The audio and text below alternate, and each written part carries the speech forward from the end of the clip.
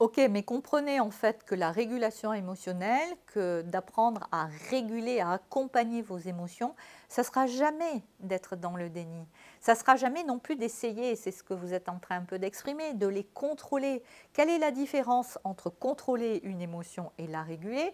La contrôler, c'est quelque chose où on essaie de contenir une charge qui nous gêne, qui nous dérange, dont on ne sait pas trop quoi faire. On essaie de retenir, de contrôler. Vous voyez, quand vous voulez contrôler une personne, hop, vous la bloquez quelque part. C'est vous essayez voilà, de l'immobiliser, de la bloquer, de la retenir.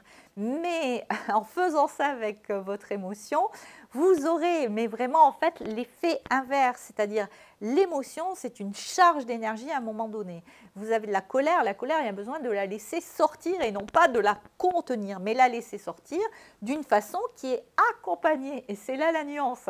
Ça veut dire quoi? Ça veut dire que peut-être soit vous allez aller dans les toilettes et vous allez pousser un grand vous voyez, un grand cri silencieux, soit vous êtes chez vous, vous n'en pouvez plus, vous avez un punching ball, et bien en mettant bien vos gants, faisant attention de ne pas vous faire mal, vous allez vous lâcher la charge sur le punching ball, vous allez prendre un coussin, vous border d'oreiller, etc. et vous allez taper dans votre coussin jusqu'à ce que la charge sorte. Mais une des façons les plus sûres de faire sortir une charge, c'est de la laisser nous traverser.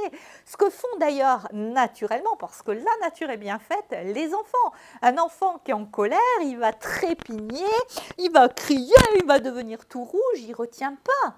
Il ne cherche pas à contrôler. Alors que, à contrario, je veux dire, quelqu'un qui va être effectivement dans le mode contrôle, il va s'empêcher en fait de se laisser traverser par l'émotion, souvent par crainte en fait de se faire déborder. Et c'est ça qui fait que souvent on passe en mode contrôle. C'est parce qu'on est un peu en mode pilote automatique avec la crainte de se laisser déborder. Ça vous parle ça ?